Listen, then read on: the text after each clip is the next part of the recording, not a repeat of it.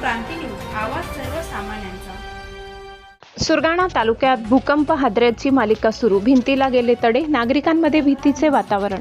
सुरगाणा तालुक्याच्या पश्चिम पट्ट्यातील उंबरठाण पट्टा पुनश्च एकदा भूकंपाच्या धक्क्याने हादरला असून गावातील अनेक नागरिक भीतीपोटी पहाटे 5:30 वाजेच्या दरम्यान भर झोपेतून उठून रस्त्यावर आल्याचे समजते।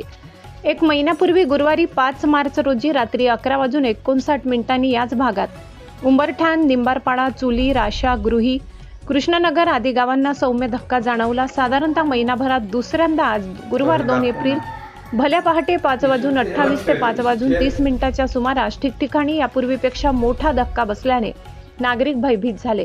पांगारणे, गोंदुणे, रगतविहीर, गुही, जामुनपाडा, खुंटविहीर, रानविहीर, अंबाठा, लोडणी, उंबरठाण, निंबारपाडा, दात्रीचा पाडा, अलंगून, कोठुडा, खांदुर्डी, सुभाषनगर, डोल्हारे, पडसन, अंबाठा, सतखांब, जामुनमाथा, मोकपाडा, पालविहीर, केडीपाडा, चिंचले, कृष्णनगर, पिंपळसोंड, उंबर पाडा, तापानी, चापावाडी, बोरीपाडा, रानविहीर, उदालदरी, गोंदगड आदीसह परिसरातील 35 ते 40 गावांना भूकंपाचे सौम्य धक्के बसले आहेत।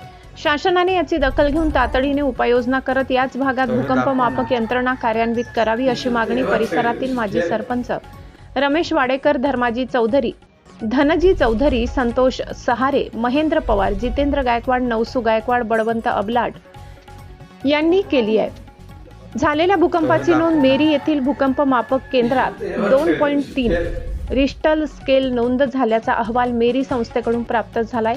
नागरिकांनी घाबरून न जाता भूकंपाचे धक्के जाणवले तर लागलीच ताबडतोब घराबाहेर मोकळ्या जागेत थांबावे, भांबावून जाऊ नये।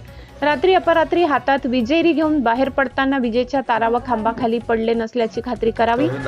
या रिपोर्ट शासनाकडे पाठवलाय। हादरे बसलेल्या गावात स्वतः भेट देत खबरदारीच्या सूचना दिल्यात। लवकरच भूकंप प्रवण गावांना भेटी देऊन सविस्तर माहिती घेऊन शासनाला कळविण्यात येईल। नागरिकांनी काळजी घ्यावी असे आवाहन तहसीलदार रामजी राठोड, नैसर्गिक आपत्ती निवारण कक्ष, सुरगाणा, नाशिक यांनी केले। महाराष्ट्र क्रांती न्यूज साठी विभागीय संपादक रतन चौधरी, सुरगाणा। अशाच नवनवीन बातम्या पाहण्यासाठी आमच्या महाराष्ट्र क्रांती न्यूज या YouTube चॅनलला लाईक करा, सबस्क्राईब करा आणि बेल आयकॉनला प्रेस करा।